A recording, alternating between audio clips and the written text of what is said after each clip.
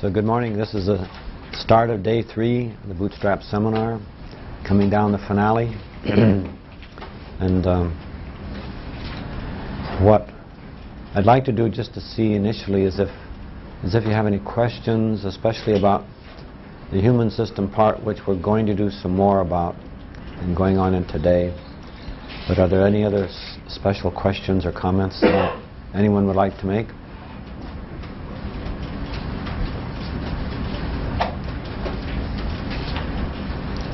Oh, all right. Now the first thing I have to do now is get you all awake. And what I had scheduled to do isn't exactly the most awakening thing. And what I'm going to try to do today is orchestrate a number of things together. This morning by about 11 o'clock, what we'd like to do is break and switch to the other room diagonally opposite this, where we'll have a display panel set up, and there'll be half an hour each of the two people who are going to show you the sort of personal computer size augment in two quite different implementations that are coming up, neither of which is ready for heavy production work or something, but both of which have potential. And they're good examples anyway of what you can do sitting on top of a sort of the modern architectures, software environments, etc.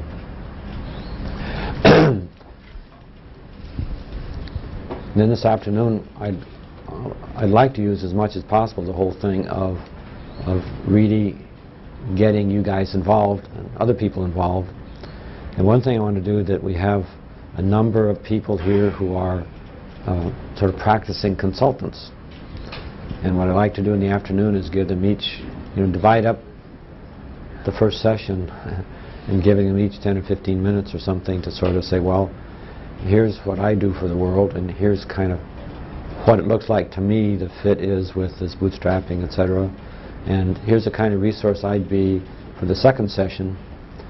And in the second session, then I'd like to establish some roles about, who are going to act like B people with real projects in mind, a couple of people we'd like to set aside as we call the sort of executive C, that in every organization, if it's going to be effective, their C has to be driven by an alert and aware, executive point, which has to be, on the one hand, cognizant of the organization-wide issues and problems and resources, and the other hand, it should be one who's alert or can be made alert to the strategic issues and needs and possibilities. So that's the one that B has to sell in a way, and you'd have to sell in order to have that organization join a C community. So then I'd like to have some people also sort of be playing parts of, put your hat on like a C community, and you're telling the Bs what you can do for them, and the Bs are telling you what they need, and you both are trying to figure out how to go to the sort of executive C to say why he or she should buy in to this. So, we haven't tried that before, but I'd like it because those are 3 essential stakeholder elements in the kind of future plans, and it'd be nice to start really actually putting a hat on. So one of the consultants said he was going to bring an array of hats he has, so when he plays these games he says, "Oops, what hat are you wearing?" Put on the right hat, see? Which is in this case, it's a very important sort of consideration to take care of. So what I'd like to do then is pop back in section H, where we left off about human systems. And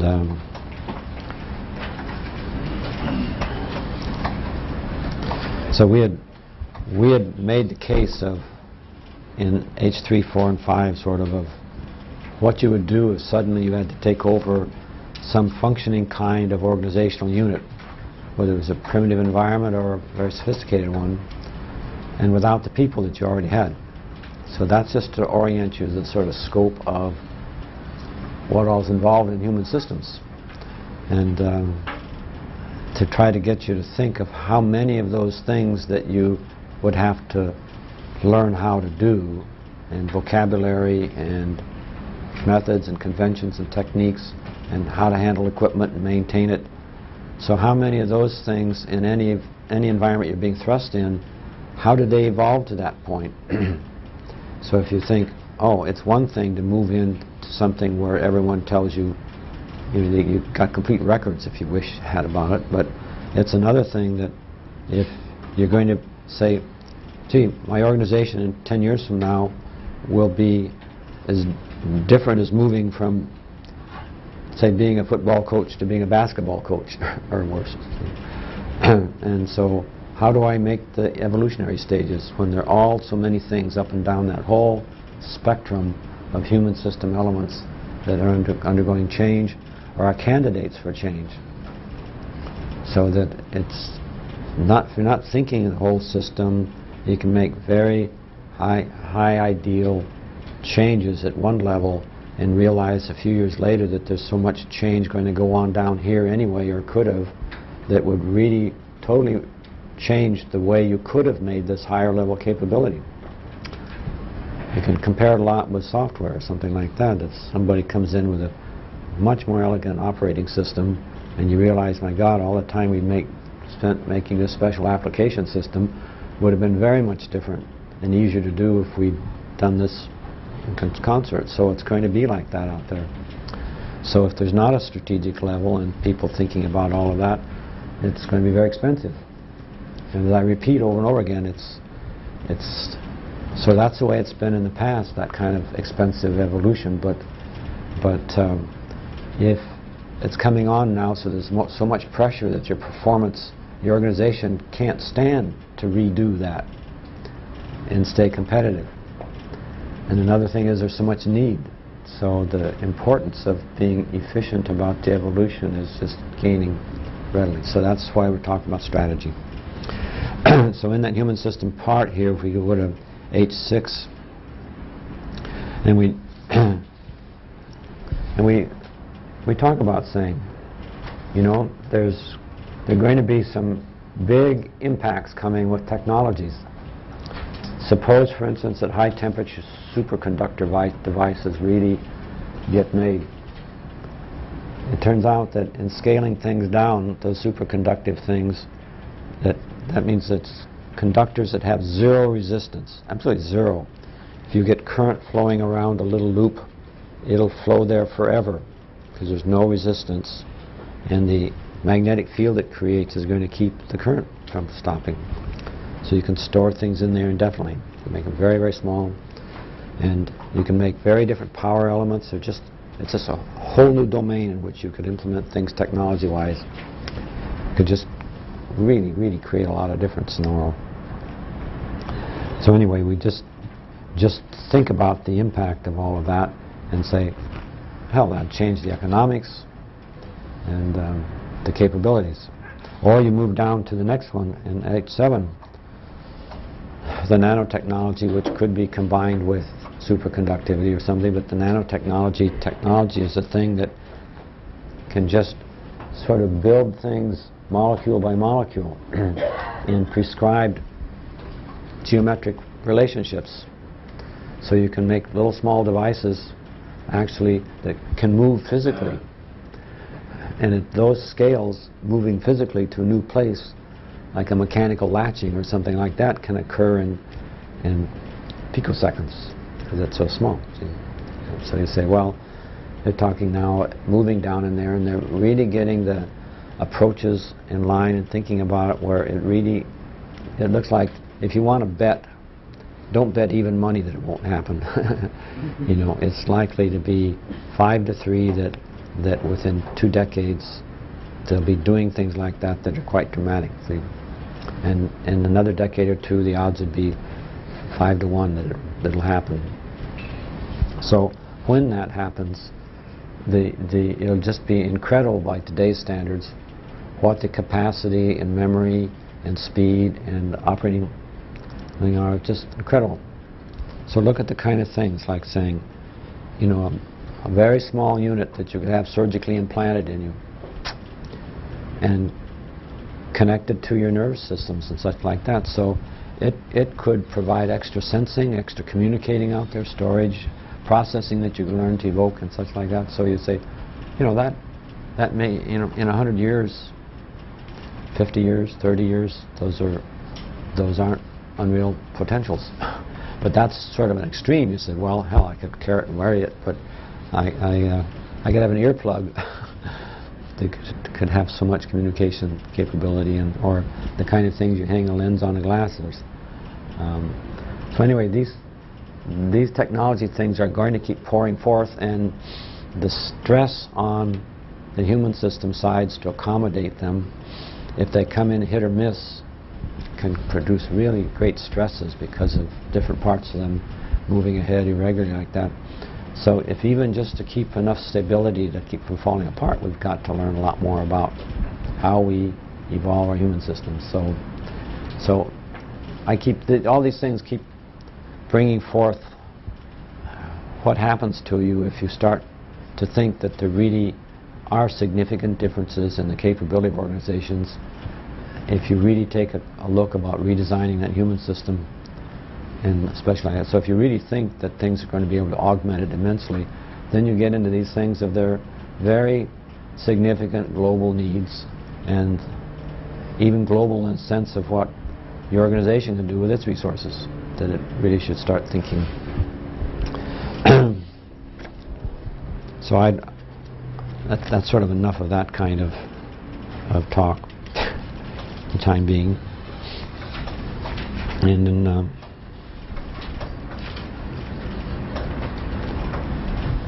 the examples in H9, 10, and 11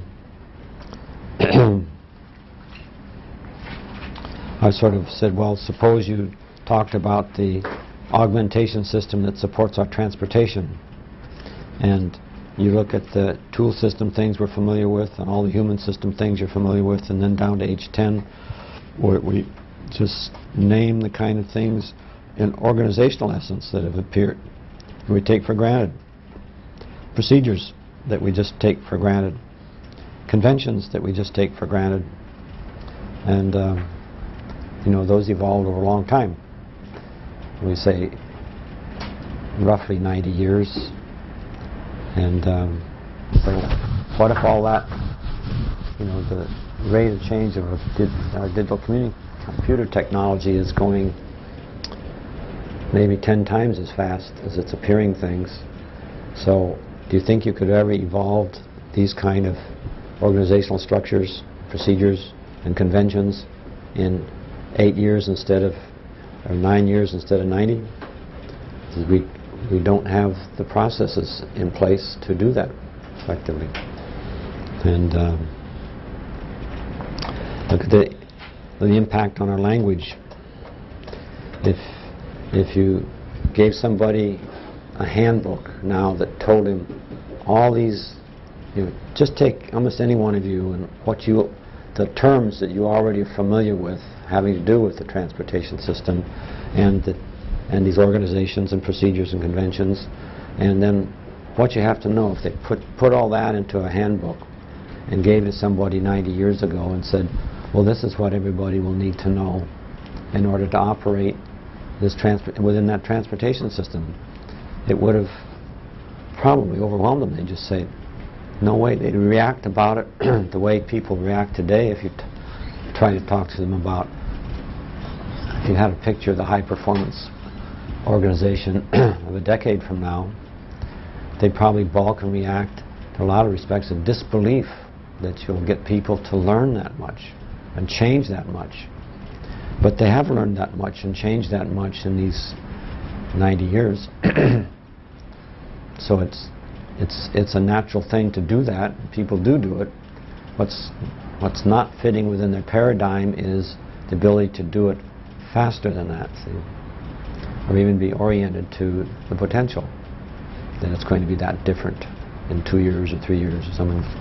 So these, it comes back over and over again. Human system is the big problem. So if we think about building C communities and all like that, you know, the technology you offer them is something to give you a leg up on the capabilities that an effective C community would need in order to be effective. So say, why not reach out in the future to do that?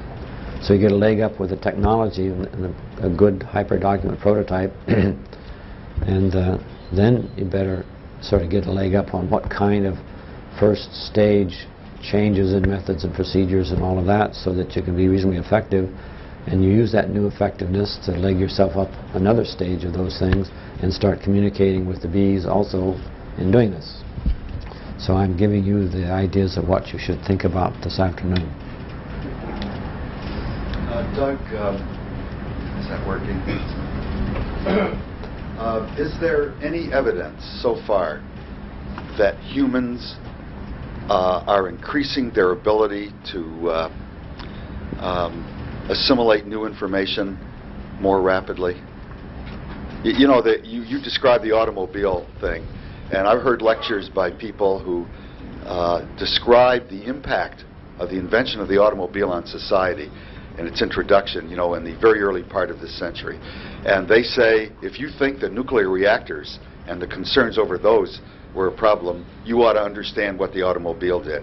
And so it was very traumatic. Mostly the acceptance came as younger people moved into adulthood and began to use these things. They weren't imprinted with the notions of the past. That's fairly familiar. What evidence is there that within a single person's lifetime, the ability to assimilate change and incorporate it more rapidly, that is, in other ways than just dying and leaving room for others? Is there evidence? Are there examples of that, of success in that area? Well, do you use a television and a VCR? And do you ever sit down at a personal computer?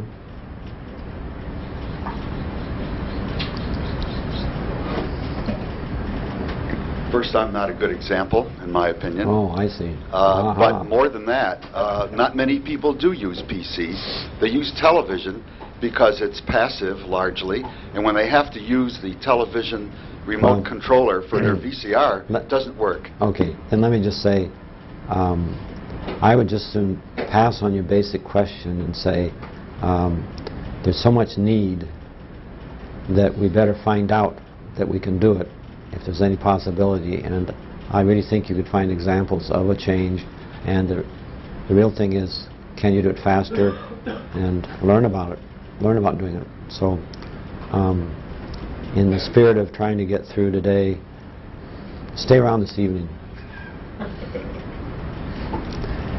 Doug? Has anybody else got a quick answer, but we have to keep moving. Okay, Desiree? Well, it's more of a comment, but when you look at the system in H10 with respect to the transportation system, there's a tremendous amount of infrastructure that was associated with that. Correct. And I think in order to do the kinds of things that we're talking about in this seminar, the infrastructural cost is a lot less. And I'm not just talking about the monetary cost, but the cost in terms of time and effort and so on. Sure. And I think that's a really important difference, and it partly answers, I think, Sid's question as well. You're right about some aspects of it, but on the other aspect, it's going to be a lot more pervasive than our automobile transportation is in so many aspects of our life. So it's just picking an example we'd all be familiar with to say, what if you had to accelerate that? And Ted? I have a short, simple answer, but it may not be the one you want, and that's to take a look at... Let's everybody... This is an unbelievable occurrence. 4 to 5 year olds. Simple answer. Go ahead. Yeah, just look at 4 or 5 year olds today in terms of how easy it is for them to acclimate to technology that 20 years ago, people would have said, there's no way. I mean, there are kids who now take for granted, you know, mice interaction with these things with virtually zero learning, or what you would call almost instantaneous learning. And if you had asked me 20 years ago whether a kid could sit down and operate a word processor at the age of 5, 6, or 7 with these devices, my reaction would have been probably no way.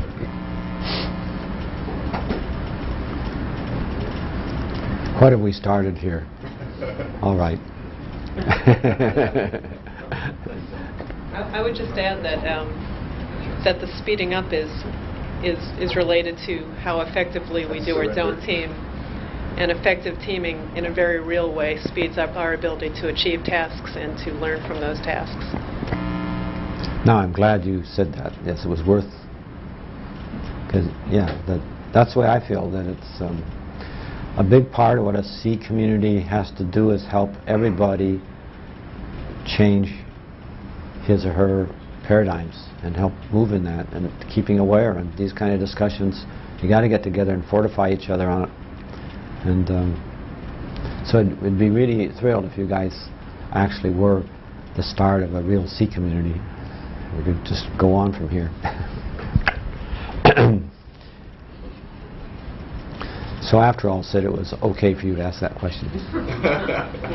But it wouldn't have been if they hadn't been here. If it was just you and me, we would have been in it. So that's a sign. That really is what dialogue and collaboration does for you. It really, really is important. Okay. I hate to pass up some of these gems of slides, but I think I will just jump to H17 and we'll scan through the next set of stuff, because you'll never know what you're missing by not being drilled on some of these slides we're skipping now. So in H17 is something that evolved some years ago, where I was hunting for some way just to think about the dimensionality of what you're investing in. So this is much simpler than real life, but I said, well, there are at least these 4 kind of major dimensions in here. See, it says, well, how much sophistication is there in the human system? How much investment in training and coaching in the human system? How much sophistication in the tool system? How much investment in the people, per person investment in your tool system that you're going to make? See? So those are at least 4 of the major kind of components of investment, and people can take a given amount of investment and divide it differently among those 4. So we show them geometrically off here on the side, the ABC. Human system on the left, where how high it is how sophisticated it is, and how wide it is how much you're investing in the training and coaching for it. And in the tool system, how wide it is how sophisticated, and how deep it is the per person investment that you're making. So we just can look and go to H18 and say, yes, you could sort of take a given area representing a certain kind of investment potential and configure it in different ways. So there's sort of a question is, how are you going to learn about how to distribute or configure that investment for any given organization? And it says, well, hell, how much experience you're going to have to integrate in order to start getting guidelines like that. So that's one way to look at the challenge. And if you move on to 19, and you said if you went out and looked at your organization and you said, maybe up here if you were going after improving capability X, and that was about as much as you were going to spend in area, or like that, well, what would be an appropriate total area to spend? And I skipped 18, which is how to configure it, but you got the idea, I hope. that how much to spend is one kind of guideline that's not really available to you readily, and how to distribute it once you get it is also. And we're not even guessing here. You said capability X. What capabilities to invest in first is another dimension of choice. So where are the guidelines about that? So you say, what are the investment strategies? Everybody that's going to invest significantly in a very important area wants investment guidelines and strategies. So that's what we're trying to talk about, needs building. So where are the candidate strategies? So introduce me to them. Okay, H20 is a very, very important one. You could sort of take it out and paste it on the front of your binder, along with 4 or 5 or a dozen other very, very important ones. But when you start talking about investing in improvements, it's generally in hunks someplace. You have so much to invest, and it needs to sort of go in some kind of coherent step ahead. And so the questions of it, if you said, You could spend a lot of money. Say you had $1 million to spend in your big organization next year in that kind of improvement. Do you spend it bringing everybody up a certain ways, or do you go over and move 500 people up, or do you go and move 30 people way up? So what's the payoff in all of those? And there ought to be a strategic sort of framework in which you make that kind of decision too. So here's one of the three sort of investment options as I look at here. Three categories that are very, very important in here. One that says, I'm going to boost for the whole organization and jack it up. So you start to realize that it's very hard to do an exploratory pursuit with the whole organization. First place, it's very expensive to crank them all up into some new methods and procedures and conventions and learning and skills and stuff like that very far. Another one is, if I take them off in some direction that's not very proven, it's very expensive to redo that. So it says, well, what if I take a smaller unit? It's what I'd call a natural pilot. I'd come over and pick these 12 people or these 40 people, and I'm going to elevate them. And it's sort of like I'm moving up into that frontier, and I'll take part of them and move them out an extra couple miles or something like that. Not out of sight, not out of touch, but able to still do their work that much farther out into the capability frontier. And that'll be a pilot by which I learn. And then if it really works, as I hope it will, or we adjust and make it, find out how to make it work, then I know I can bring all the rest of them up to that point with a lot more confidence. So it says that's likely to be a pretty common way to do it. So then one of the elements about picking a group, as we mentioned before, that depending on the configuration of changes that you're introducing into the human system, you find different people have different elastic tolerances. They can bend this far, okay. Well, boy, I don't know. Much farther than that, and I fall off. So each of us has a limit, and it's one of the interesting unconscious, structures in our heads that affect that limit. So if you take a natural team like that, to some extent, the elasticity is limited by the least elastic person in there, or the least elastic subset, like that. So you're sort of limited in how far you can move them. In some respects, you almost have to go around, maybe pick a group for its elasticity, natural. So that way, you can move ahead. But you can't get outposts out there very, very far that way, because this group assumedly has to keep on doing its work. And can't bend too much, etc. Well, after a few years of doing this, and you find the incentive methods and such as that, you probably can increase the elasticity. You find out how to do some counseling and coaching, you can increase the elasticity of groups. So that way will start to work better as you learn more. But how you know where to move them best? So there's really going to be a need for outposts out there that are beyond what you can do with a group that has to stay operational and has to, it has to be its natural elasticity to be moved that far. So that's what we'd call an intentional pilot.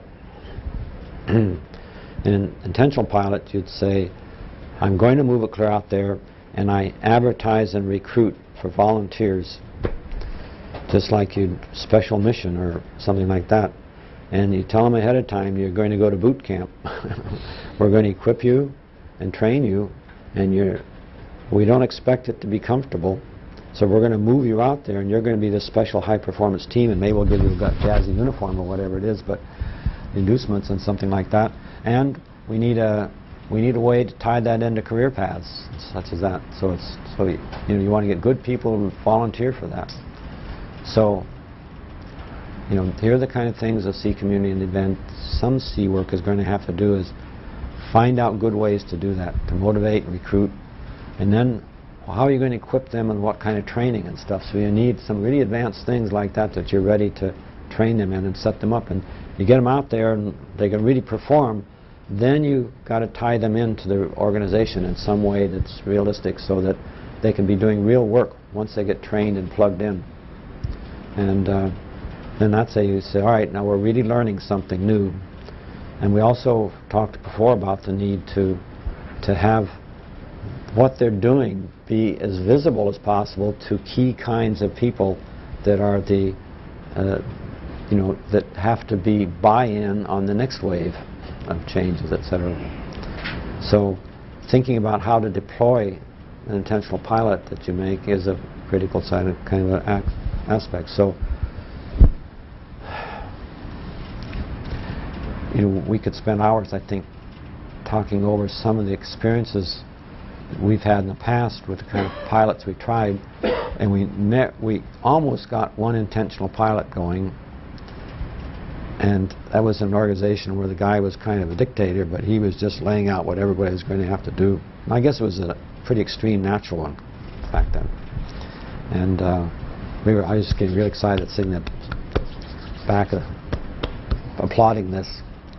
And all of a sudden, they abolished the whole division, in which he was three levels down.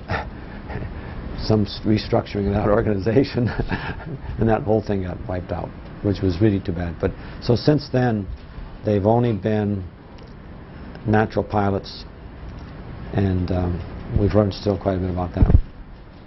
So anyway, I'm really excited about the potential someday of really getting some real intentional pilots going, and then the next thing goes is where would you deploy them? So you may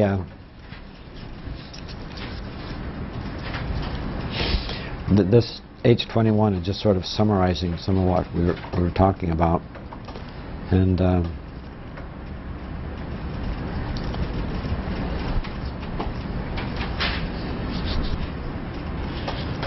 so what I'd really rather do is move to H24. We're just making a little bit of a scanning here, jump. When people are talking about some of these transitions, even with a natural pilot or something, and you're almost always going to have to expect a dip in productivity during the ramp-up time. But here's a case of two types of things you're going to do, A and B. And if the reason people buy A is because it was easy to make the transition and no loss, whereas B, look, we're going to suffer, maybe even go down to 0 for a week or something, and that's expensive. So what you really have to do is figure out what's the time span where you're talking about the net recouping of your investment.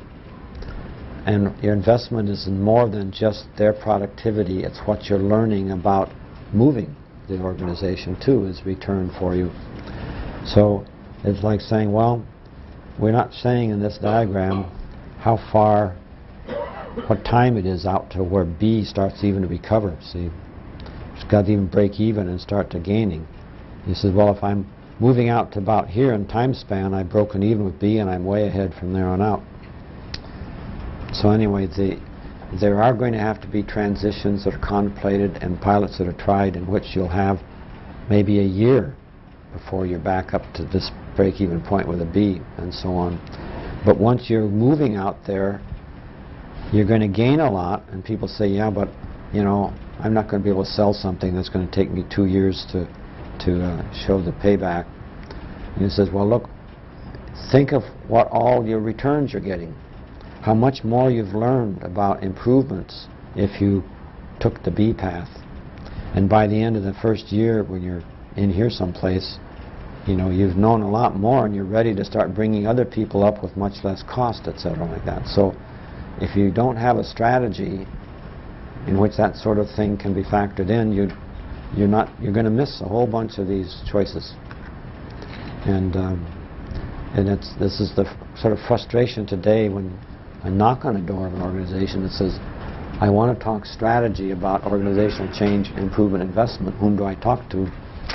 And if everybody says, you're not in real life, buddy, we have to do everything by the quarter, and you sort of wonder, well, is that organization facing real life if they're going to think they can stay in existence by doing all that? So anyway, the easy to learn thing in H25, it sort of comes out of that, and I don't want to beat that to death. But turning the page to age 27, so is yes, Mark. Isn't there another alternative, which is to provide a bicycle with training wheels? Sure. And try and combine those two curves, just as we have the easy to use and advanced capabilities option. No, wait, I could say immediately, right away, yes. Any of those tactical moves that help or things to learn about how to do, absolutely. It'd be dumb not to, and I don't propose that you make the C thing bring dumb things to be.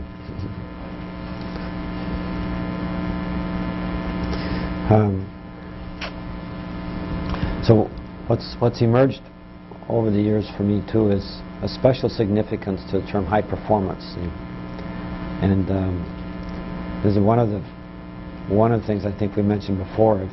If an organization contemplates that they can maybe make a 10% change by thinking about all these great modern things, and contrast another one that thinks I can make a factor of 3 change improvement or something, the whole orientation will be very much different. So my orientation has always been the factor one, that's going to be more. And so, you know, it's unproven of that, but I think there's getting more and more evidence that at least we better act like that and explore, because it really looks like the potential, the probability in the general attitudes among people, the probability of that seems to be going up, and the probability which people attach to that possibility seems to be going up. So it's important to go after it. So the business about intentional pilots, if you sort of think of high-performance teams, then you'd like to say, let's think of some high-performance teams that could be good intentional pilots, and some considerations about that. So he says, well, smaller groups, in order to do this, they're more mobile as far as changing them, and the cost is a lot less. So let's think of small groups and think of what size we have to make it so it's really sort of bears out the you know, it's a workable, good team, that if it's only 3 people, you're really going to miss some of the real dynamics of a team. 10 people might be okay, 15 are probably a little more solid, but someplace in there you say, let's consider high-performance teams. And then in age 28, you say, all right, when they get operative, we want to tie them into the real world and they don't just spin wheels in some showy sense. So where are some good places to put them to work? And so in 30, I just said, well, there are a number of roles that are candidate, and one of them has always appealed to me as a software team, as a high-performance team, or some kind of knowledge, intensive knowledge thing that can stay pretty well focused. There are quite a few reasons for that. But there's a special one too that I call a digester role. And this is much more central on the Kodiak processes.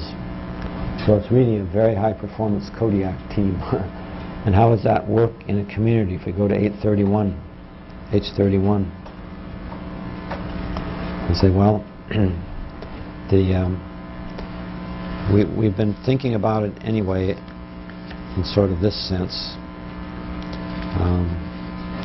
A community of people looking into this shared space with files, mail, journal, Xdoc, as we've described before, pouring in all these kinds of things.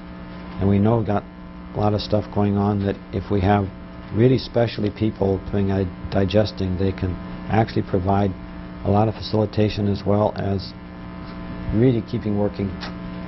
They can debrief meetings and go after coming up with really what's the kernel of it. They could go out and integrate a whole bunch of the intelligence material that's being brought in, integrating that in with the particular issues and factors that seem to be the forefront of the group's pursuit today. Come back to people and query them. When you made this statement, did you mean this or this? Let's clarify it. Go on, there's an ambiguity there. How would you resolve that? So their contribution for the evolving dialogue could be highly specialized and skilled, and they would just be superlative sort of Kodiak operational. And so in my sense, that's come out to be the highest kind of strategic payoff to do that. So one thing it turns out is what they're doing is they're doing sort of for the bees. If you say, hey, the digester for the bees can be a big part of what a sea community can do. So this leads very directly to how you would like to fortify a sea community as an intentional pilot in itself. So this is an extremely important set of stages of the issue, right, that we've been following here. Okay, Ted? Yeah, can there be two levels that are going on in parallel? Because I've heard in several large organizations, like within American Airlines, Mark Malitz was telling us about this the other day. They're basically steering committees composed of department heads at several levels who are going to have to implement each of these things in kind of their entire departments. And in parallel with that, there are design teams composed of people who are the people who have the most direct contact with the day-to-day sort of work. And rather than thinking of this in the way that I think it has in the past, which is you do strategic planning and then you go ahead and do all this implementation, these two paths are running in direct parallel paths. It's what you call concurrent engineering. I mean, well, that's out in the engineering world, that the guys who are designing the object and the guys who have to set up the manufacturing of it, instead of the design being handed over to here, now it's your worry, they work concurrently. And that's the big buzzword, very important. But the Does that apply to this model? well, yes, it's this is why the concurrent term in Kodiak is so important. That actually, the better you get at the concurrent operation of developing and integrating and applying knowledge, that's going to be better. And part of going through Kodiak earlier was to try to show how many concurrencies there are, and that just that basic capability is just extremely important, and that's just an example of the case to do it. So if you think about the budget cycle in a big organization, how it's so staged in ways now that are pretty slow and clumsy, and the concurrency level of doing that could make it extremely more adaptable till budgets could be shifting weekly inside the organization if you had this thing flexibly. So that's like shifting the resources and changing your balance. A lot of things like going so that there are just many examples in organizations in the A side where it'll be important, and that's sort of in a B world that's important. And you say, boy, as soon as I get C's that really find out how to do it, that's kind of what you like to transfer up and learn for them how to transform that. Doug?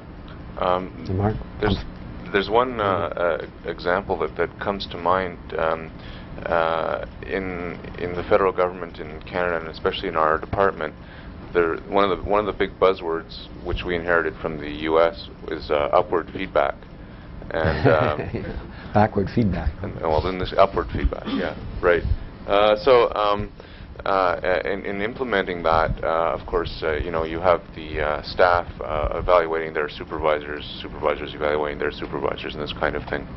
And it seems to me that maybe that's a really good candidate for this kind of thing in a way, because what you have in upward feedback is you have a facilitator who's getting the upward feedback, so it's all anonymous and so on, and you have kind of the assembly of the kind of information that could go into your handbook type information about how the organization is really running and what can be done to change it and improve it and so on.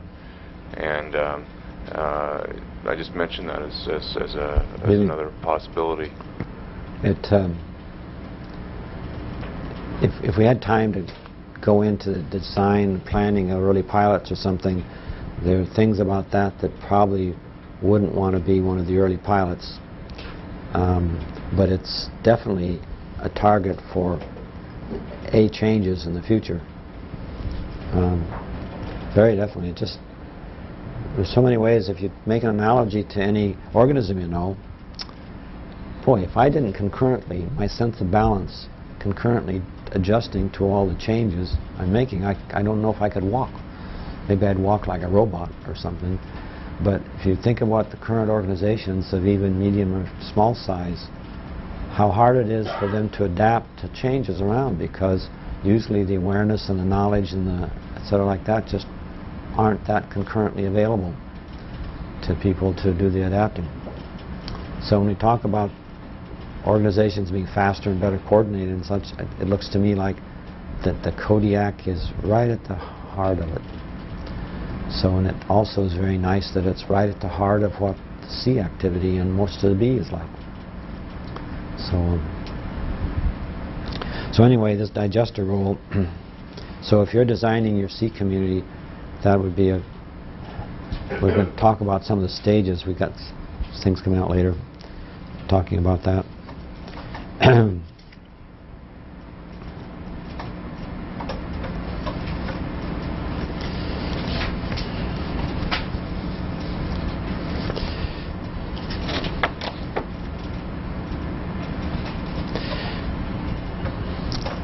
The trouble is, there's just so much good information here. So I was telling some people this morning that I think I'll have to cancel your airplane flight so you can stay over tomorrow, because we're just not going to be able to cover it. So anyway, there's another domain in H33 that people have started working on to some extent, and that also is a special service area, is producing a conferencing theater effect, at least like that you facilitate. So quite a few people are now starting out with your computer aids for brainstorming and coordinating things that get mixed acceptances.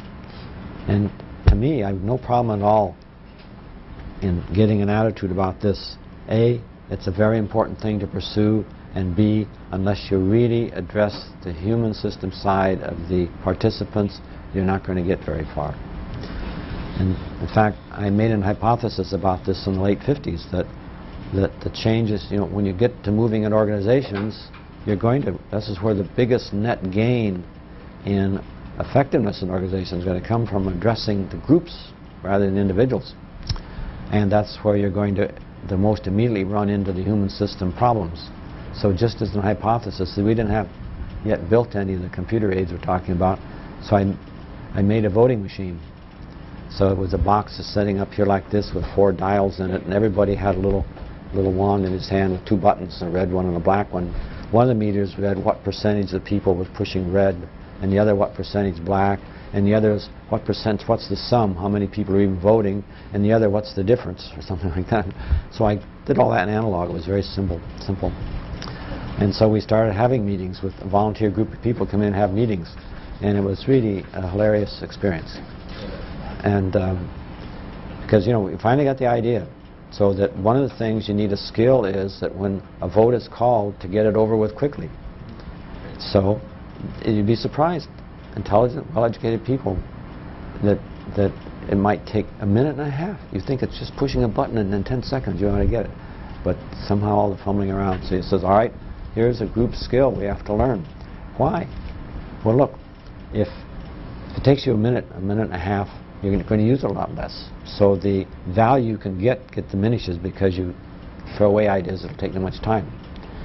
Another thing is, and there's some issues about which you want to know, are you ready to vote? So you're going to vote on whether or not you're going to vote.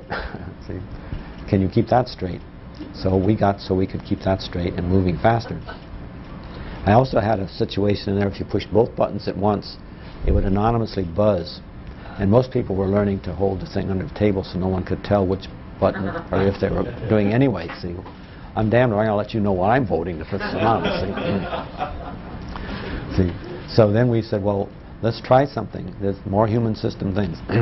So we put up on the blackboard 1 and 2 and 3, about 3 different things that were sort of points of order in which it was legitimate for somebody to offer an anonymous point of order. And what moved up to the top one was, I don't think this guy who's got the floor now is relevant to the issue. See? So anonymously comes out somebody, buzz. And so whoever's got the floor, it's really very educational. So then we got it so that immediately after that, everybody votes on whether or not he or she sustains the interrupter and agrees with it. And you have no idea what it does to your ego. If you hear that buzz, and you look over at the meter, and it reads 70%. is very, it really was tremendous. What, you know, within a few sessions or something, the number of times that came up were much less, because it just seemed people paid more attention to trying to stay relevant when they were talking. And it's just really great. Or anyway, those were things we were learning and working with. And I built a digital one later, and I still have that around. And we used to use it, wire it all out in our seminars. And the thing was, it took so much time among even a highly intelligent, advanced set of people like you, so much time to get that worked out, that by the time we demonstrated it, I think I might as well just have told you guys about it, but you missed the experience anyway, and it's a valuable experience. So it really brings home that human system, and you say, when we learn how to do that, we'll have very different, albeit informal, rules of order when we're having dialogue.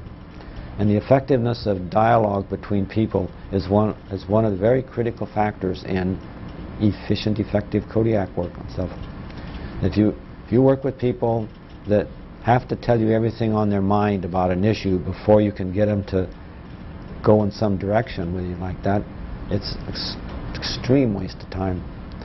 You know, on the other hand, you've got to find out that conveying how you feel about something is a very important one, so you can't just stay all logical though. So what's the mix? What kind of rules of order? And what kind of dialogue can go on?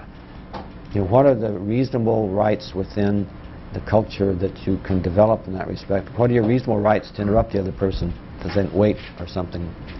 And it's unreasonable if you just start talking them down, see, which is, there's some prevailing cultures in which that seems to be the mode. If you just out-talk somebody by just sort of running them down right over them by talking, then you got the floor.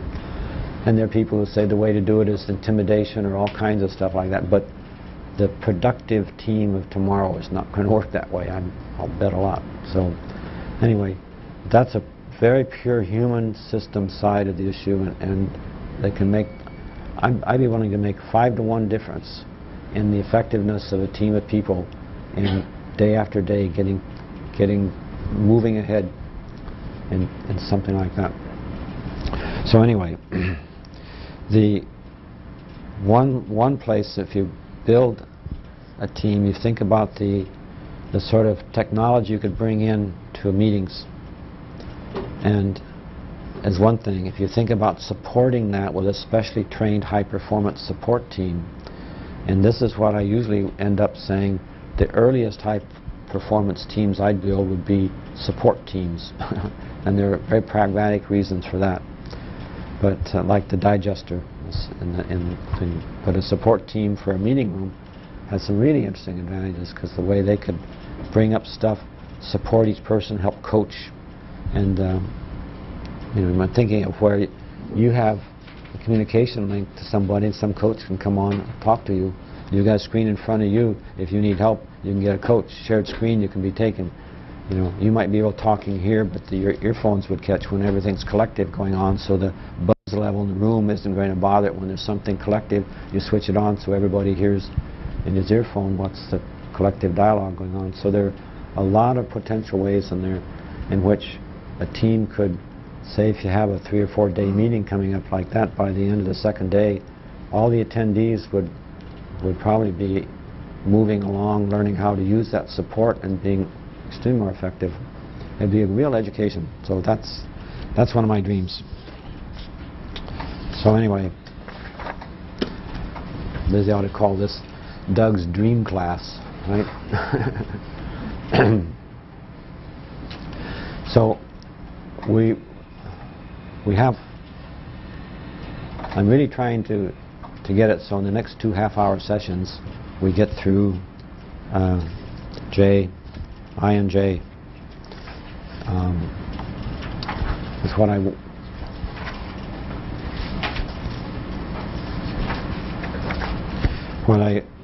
would like to do is turn it over at 11 o'clock to the demonstration, and after lunch we'd be full tilt on interaction, and we may spill over a little bit with things I just have to tell you before that. But I really would like to put you guys to work. I can be accused of being a sadist too. But so anyway, the bootstrapping one, we've been talking a lot about bootstrapping all the way along, about the particular leverages that different choices can provide. And so the I11 and I12 are just sort of verifying the thing. I11 is a theme about saying, oh, you're right. I've been through that already today. God, something's wrong with this list.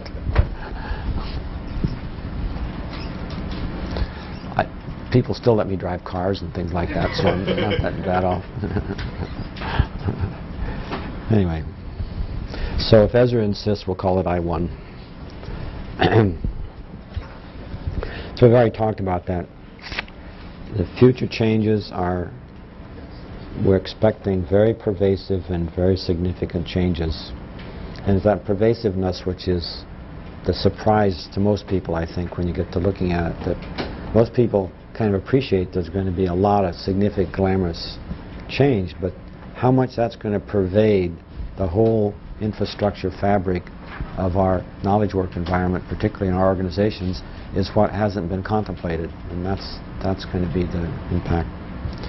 And so the future problem is how to accommodate complex and increasingly rapid changes.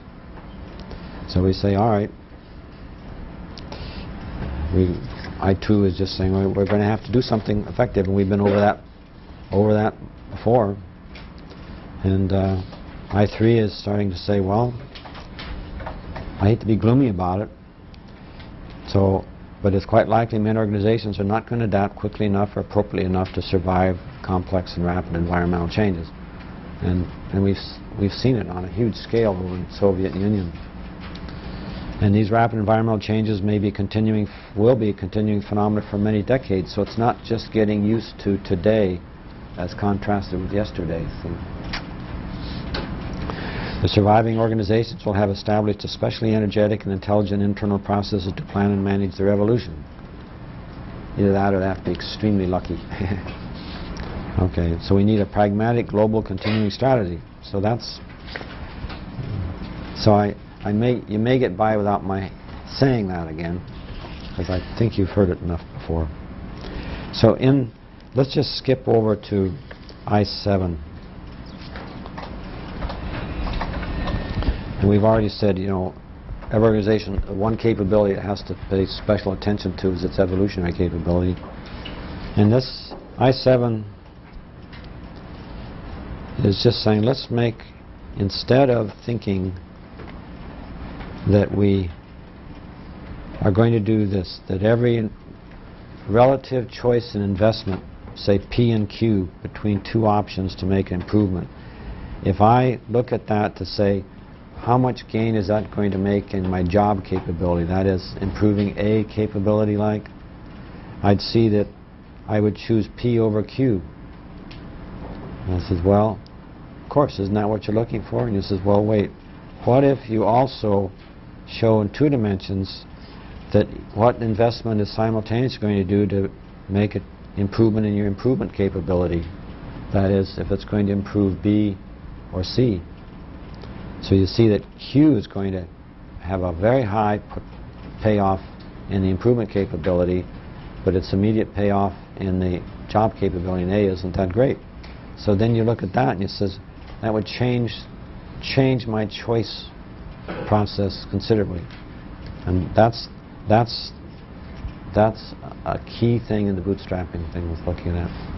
There are all kinds of choices where if you put this 2-dimensional picture in your situation, it will really change the way you will do things, and it's very important. So I think I've seen enough of the other things to go to let's see. Let's go to I11.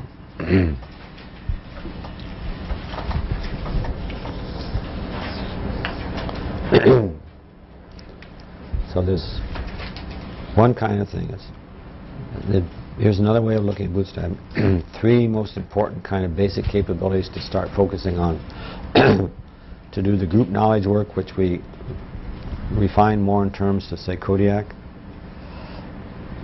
We get better at transferring the results up the line. That means C can be better at handing stuff off to B, B to A, and A, of course, to customers, which is one of the big points. He says, well, if what you do improves one or more of those stages of transfer, you're also to the good. But there's another one here that says integrate information coming down the line. So that's a chain also.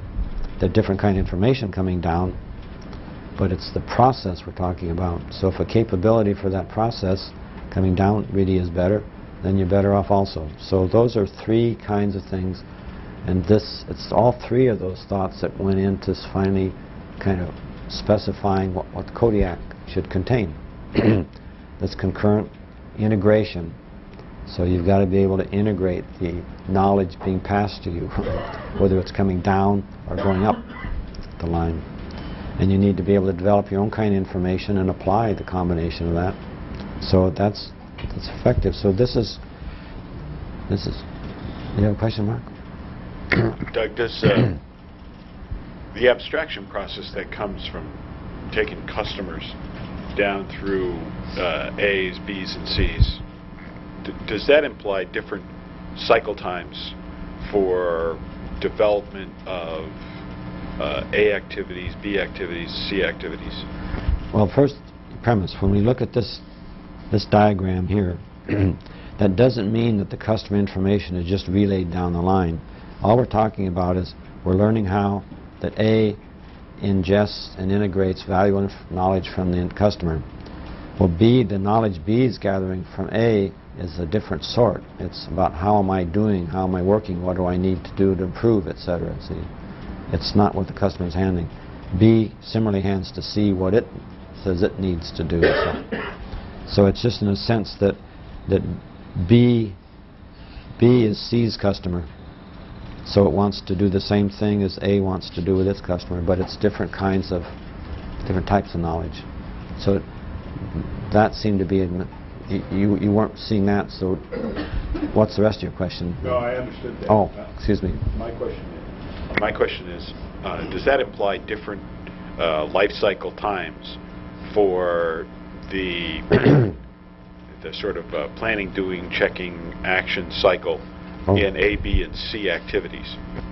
Yeah, I think, there's not very much coupling in that cycle time between the kind of activities you find in there. I mean, there doesn't have to be, there's no intrinsic connection between the cycle time from A to customer and the cycle time from B to A implied in this. The hypothesis I would have is that A cycles are very fast. In other words, there's a customer A cycle that goes on that says, I need to do this and satisfy my customer needs now. That the B activity is slightly longer, in that there are multiple cycles of A in order for B to be able to understand and assist A in improving. I would say it's the nature of the business that A is in would make a big difference. Because sometimes, yes, there's something you can do in a week or a few days, but in other times it's you're putting out this big stamping mill to them or something, and then you find out what they need and the next design, or let's build a mod, but it's going to take us 3 months to get it there. So anyway, yes, there are different cycle times, and dialogue is great. I hadn't ever really explicitly thought about it. I just think, boy, it'd be fun if we had a permanent thing, and then we wouldn't have somebody sitting up here trying to talk to you. We'd have a team of people in which I'd be down there. We'd have dialogue, and we'd have a way to integrate and accumulate and build a handbook. Why don't you guys start one?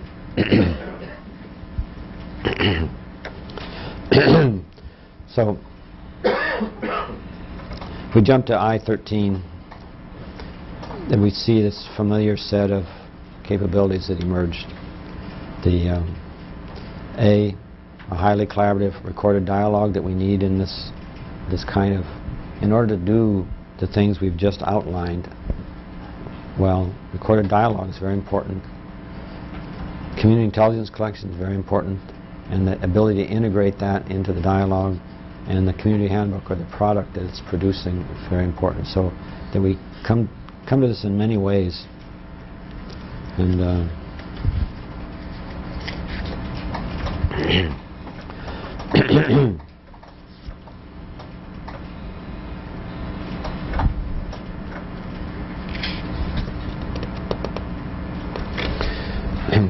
we look at I-15.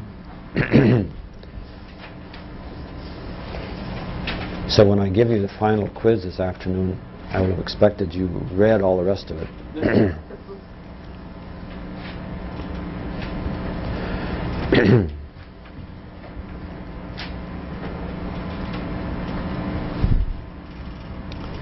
So this, trying to sum up here, this is all right. We went through a lot of struggle in the preceding sections to talk about augmenting the Kodiak process as being a key thing, and that expecting in the future there to be something like a really good open hyperdocument system, and and that it'd be important to bring prototype hyperdocument systems into play so we can start learning. You know, it's essentially like getting larger scale outposts out there. And I come over and over again, I don't think we can do it with products. Products aren't, the products a company has to be behind and try to push and get a big market share aren't what's going to let us set up outposts very far out. And maybe I could have my mind changed about that, but I don't think so. So it depends on whether we can get a significant group of organizations to appreciate that enough to fund the business of how do you get a prototype hyperdocument system and other things you're going to need in order to get outposts set up. And it'd sort of be like, how are you going to find out how to sort of move people into communities that can live at the bottom of the ocean? So he says, are we all just going to start moving slowly out there? Or shall we pool resources and get extraordinary kind of prototypical support systems and really plant intentional communities out there in the deep stuff and learn what you're going to need? And that'll be the way in which we can guide a lot of the rest of the larger scope development. So to me they're pretty similar. So anyway, so the whole cycle time is detailed in kind of small print out here of how the community cycles through all this stuff in little and big cycles to produce its output. And that's one of the models. Earlier we saw, what if you add a high-performance digester function in there? It would be very nice. But let's move to I-16 and say, when we talk about integrating knowledge and having a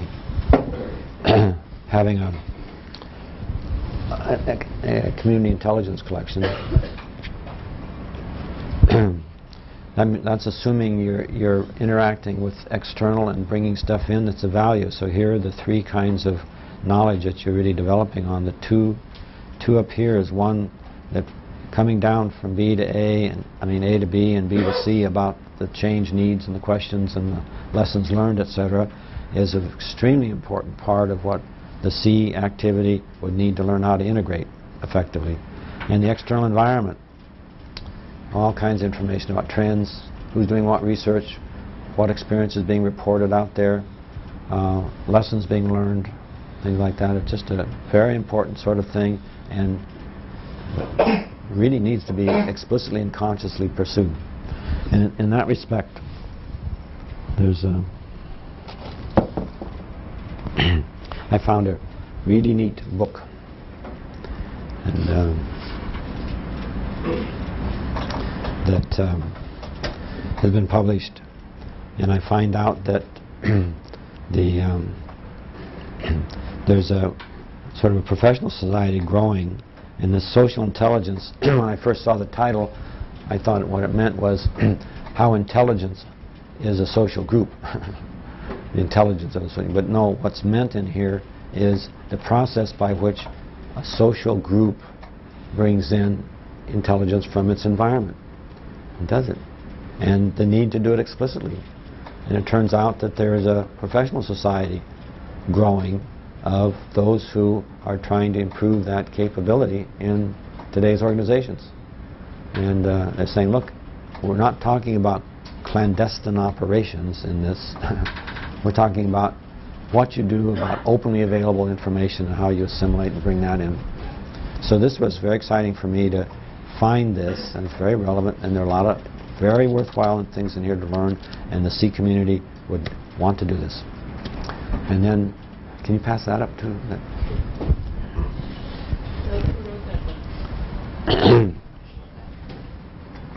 You want to bring the camera down again? It's Taylor Graham is the author, and it's really a collection of pieces, and it was published by, it's a journal. What do you know about that? It's a journal.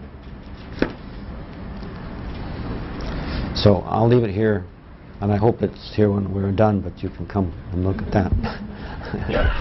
And Sam Hans showed me a really neat book too that I haven't looked at inside, but it sounds like it's similar. Organized information for executives, etc. Intelligence, pardon? You know who he is? No. He's an ex-vice chairman of the National Intelligence Council, working for Bill Casey. So this says intelligence isn't spying, it's the hot new management tool for competing and winning in today's business world. So I thought, well, that's really nice. You know, it's when do you dare I leave this out here for people to look at too? Well, I was talking about this 20-some years ago, and you know, the height of all my programmers were young rebels and such like that, and they did not want anything to do with the CIA, etc. like that. And I started talking about it like that, and I had to go round and round and round with them before I'd get them to back off and let me use that term in this general sense by which it's meant. Because there isn't any other appropriate term.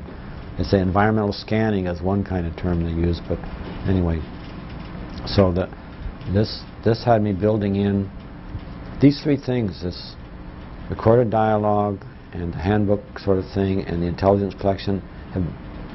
There's a publication I made about 20 years ago where I was saying that this is the kind of thing a community needs for its kind of knowledge support processing, and so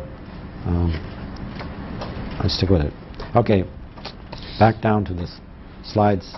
Okay, if we go look at I-17, and we talked about the need to transfer knowledge effectively coming down the line in 16, and in 17 we say, and inversely we need to be very effective about transferring on up the line, and dialogue, etc. like that. So the transfer of technology, as they call it, or innovation, is a very important thing.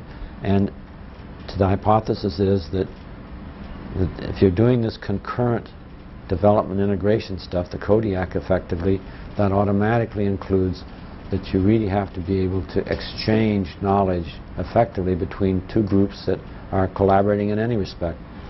And so the transfer in all directions is an important one, so on up included. So the Kodiak process isn't working well in C there until it's doing well by transferring stuff to B, and until it's doing well by integrating the considerations and the concerns and the worry and the lessons that B has to contribute to it too.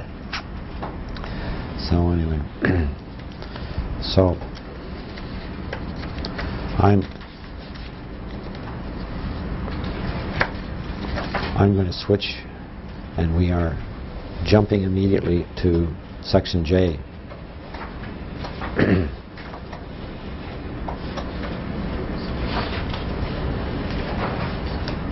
And we'll have sort of half an hour on this after the break too.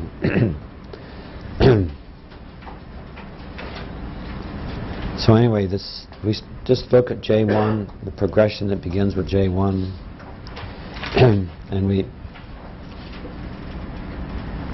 say, all right, this was the model we originated earlier when you said, look, this supporting the bees is something that could well be done collective, and what we need to appreciate all the time is there is an internal C that's got to be there that's separate from the C community, and I'm just never quite sure how much cluttering of the diagrams put in this, but we don't want to think that if it's a C community that all the C work is being done by that.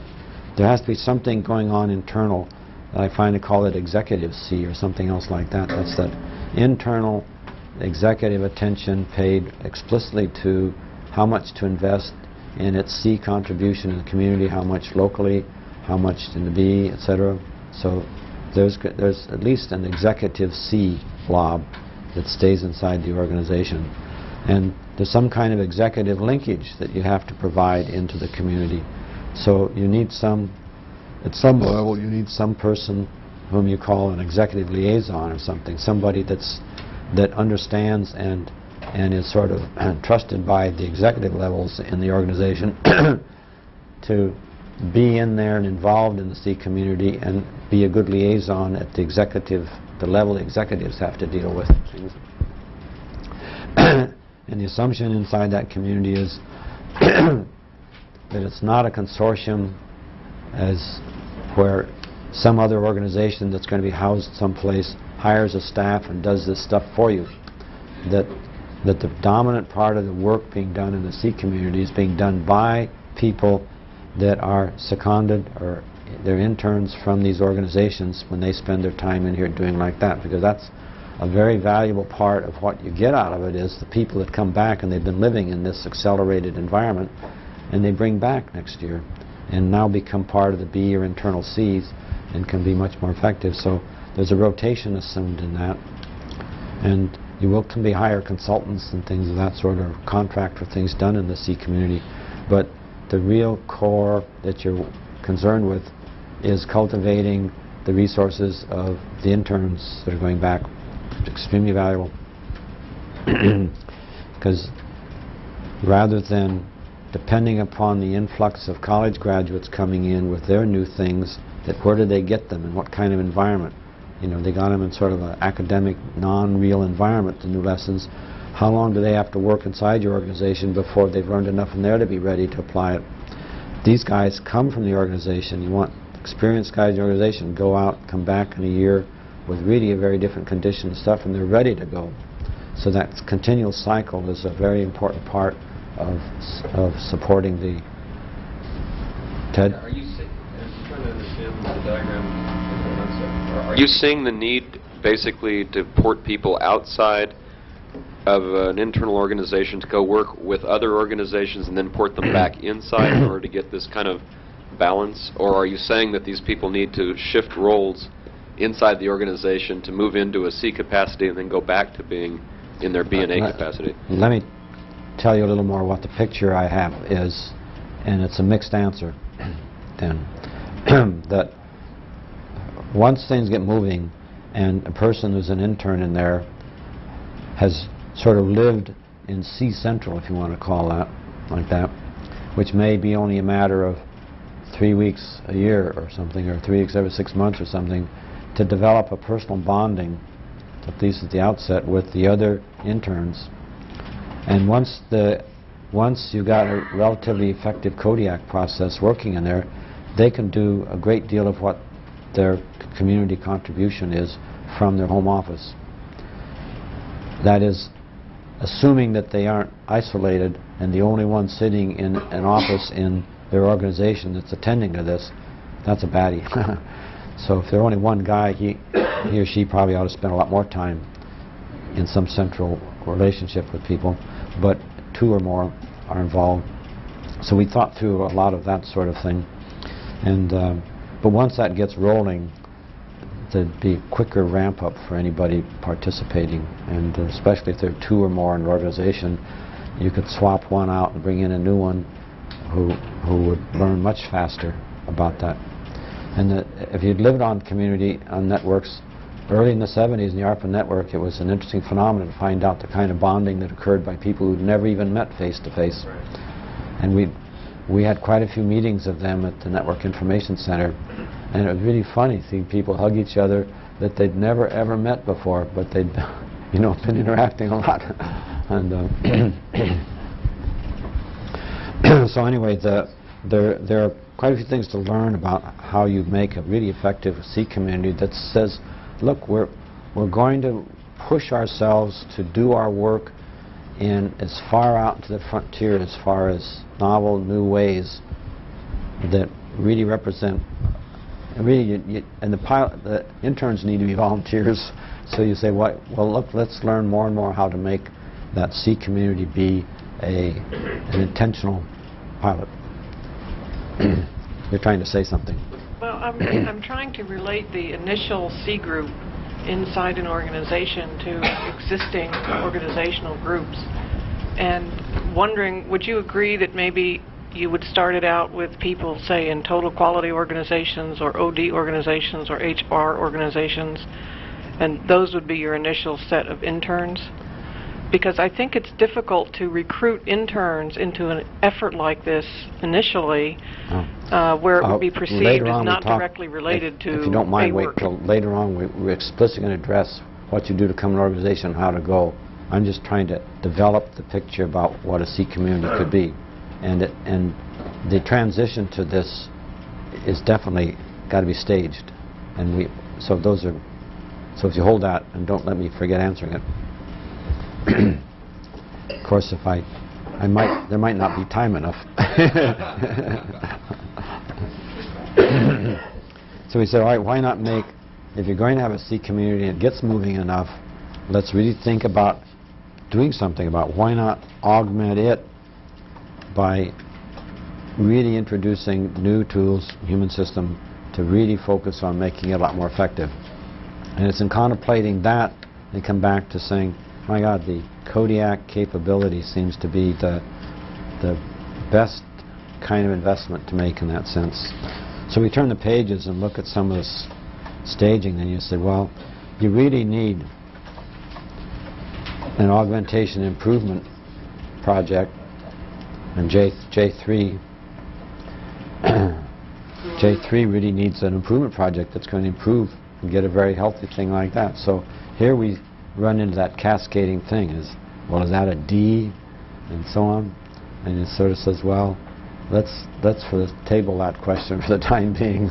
And then as we move to J4 and we see, well, what if it's like this, that a lot of the things that C is producing, that C itself is really producing things that Bootstrap itself, and therefore what it needs, this ASIP, or the Augmentation System Improvement Project, is sort of like an internal organ part of that, of the C community. But when you guys make your C community, you can call that a D if you want. So anyway, I'm not going to dictate all that. So anyway, so that when we're just saying, look, if these org 1 and 2 and N or so on like that are part of your internal larger organization, and you're starting that, that's not that's a sensible sort of thing to try to do. And so think of these as being divisions or something, and pooling that.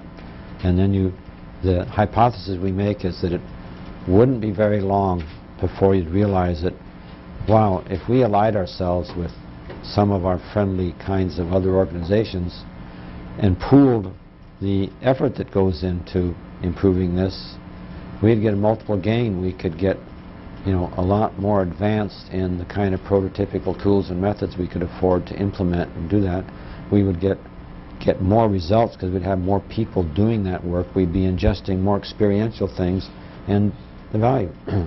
But we found out a year ago that we couldn't sell it in one step to start a big thing like that. It's not sort of just saying, look, come into organizations and say, get started like that, and that if the hypotheses are right, it would some natural way start looking for allies. And then when two organizations start talking to be allies, that's a much different thing from some guy and his daughter and the secretary standing off saying, we've got this great strategy, see, all you have to do is jump through hoops in this way.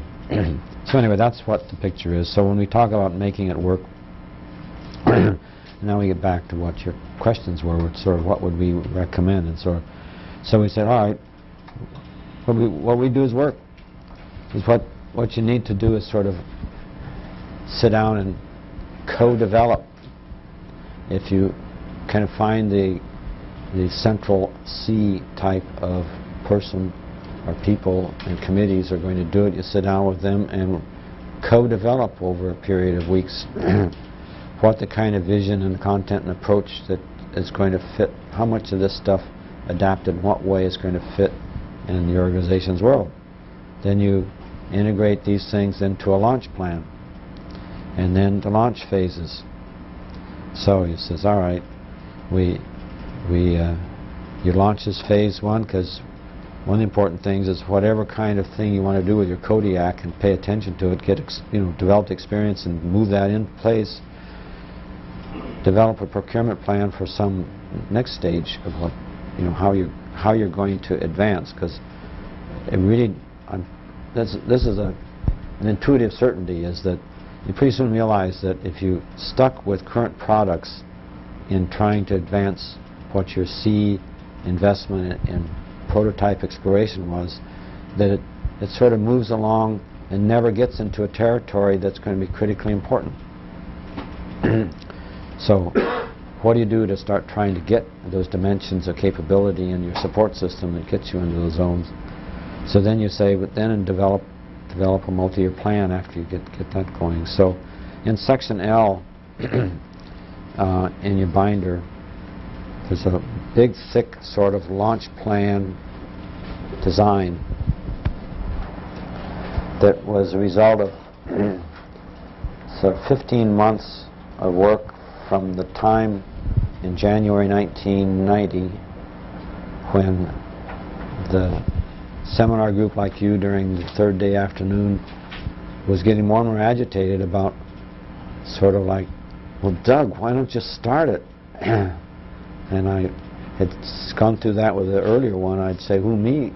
It comes from you guys.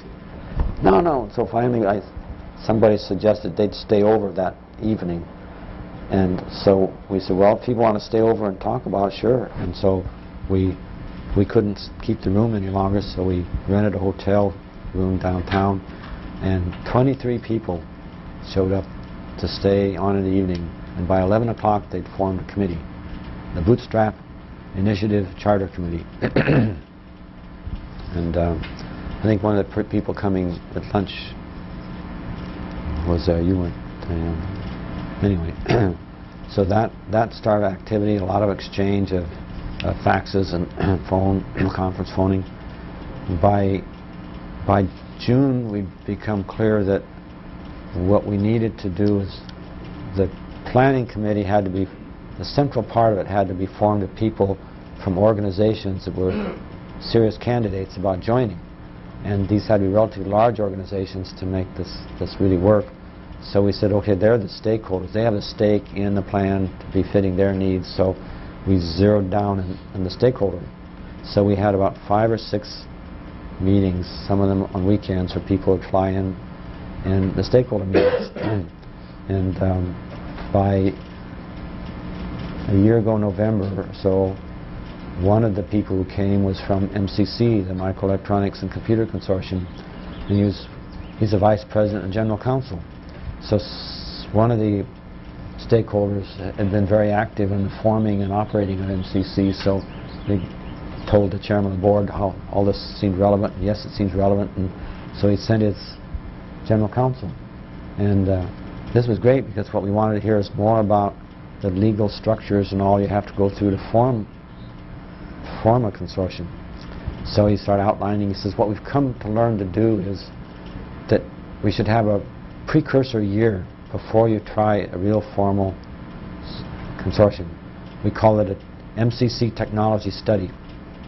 And we have a contractual structure all set up for it, and it's been verified by 3 or 4 startups like that have done it. So you can you can sort of adopt this if you want. So this was great. It was a whole structure that you buy in for a year, and that during the year you've got to come to a consensus about what you're going to do and how you're going to structure your consortium.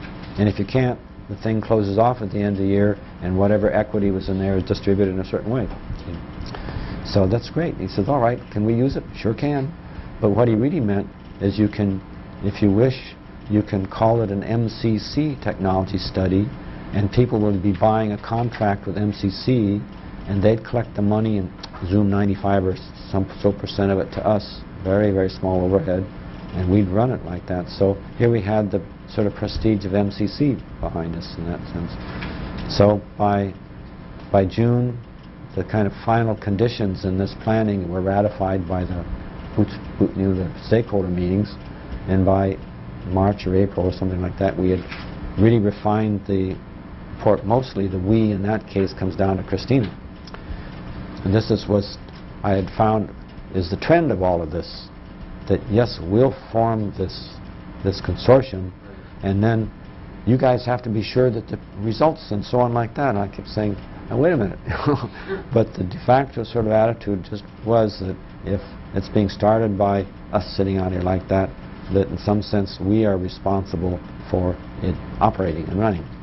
But no matter how we set up the governance structure of it, the board of directors and governance and all of that, to say, no, it's got to be responsible and run by you guys, and you pick the budgets and the tax and all of that. So this was making me a little bit nervous. But anyway, this didn't have to take place because late January, the recession really hit the major stakeholder who had made everybody else excited about joining. And that major stakeholder had said, also our executives, we'll have executives who will go on the road with you when you've got this. They promised us $300,000 seed money and more if other divisions in their company would match. And these executives will go on the road with us to knock on doors. And it's a company that had lots of status about all this so that they could get into the high-level executives. So that's how we were running on all fall and stuff. But suddenly, in end of January, the recession hit hard enough that their president was going through the high-level budgets and saw that item and listened to 20 minutes of spiel or something about it, and says, well, we've already put in 100,000 and stuff, and wait for other companies, and he just exited off and went on. And that froze, and nobody in there could do anything more against what he'd said. The money stopped, and the rest of the companies, you know, it took away one of the sales factors, and the decision level had been moved up because of the recession, and these guys who were our champions, stakeholders, couldn't get access to these guys for weeks on end because they were so busy, and when they did, they'd have short time and no history, and we're already laying people off, and it just all collapsed. So okay, so the residue of that is this plan. A lot of work going into something that's working, and it's just there as an example. It's not saying you'd have to run one like that, but a lot of thinking by people that started out like you know, like a year and a half, 2 years ago, and then worked on a lot of that. So, so anyway, that's worth a lot. Is that group still active at all? No. They're all say keep us in touch, and you know, they sit in there in their office and saying, boy, things are getting closed like this, but do we see the need for this more and more every day and stuff. So if someplace there were a nucleus that started, it wouldn't take a very big nucleus that would start collecting people, but somehow there's the first little thing. It's like, you know what happens in a super saturated solution that has all the makings of turning and making a crystal? If you get the tiniest of seed crystal in there, that's all it takes, and things just start going. So it's something like that. But anyway, I made a tour of Europe, mostly in Scandinavia, last month. So I spent 2 weeks, a whole week in Sweden, 5 different days of some of them all-day talks, and a full day seminar picture in Finland, and another full day in Oslo, Norway. It was really exciting because almost every place I met, I'd say, you know, your country could bootstrap. And it says, boy, if there's anything nucleates and gets started, let us know.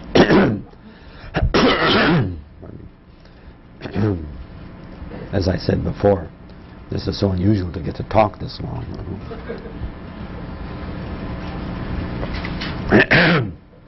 Turns out the daughter of mine is sitting in the other room watching the monitor, so I know I can't get away with it.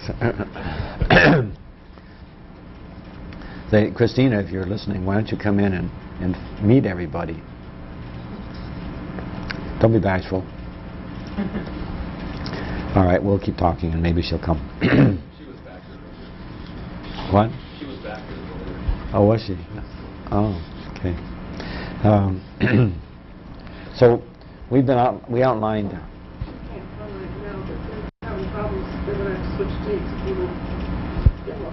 Oh.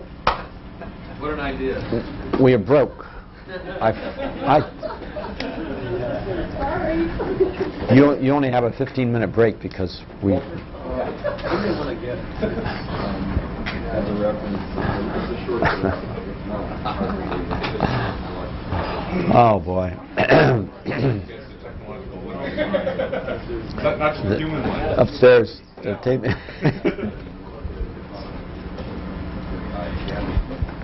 Can I borrow the other book that you showed the other day that's on just quotes?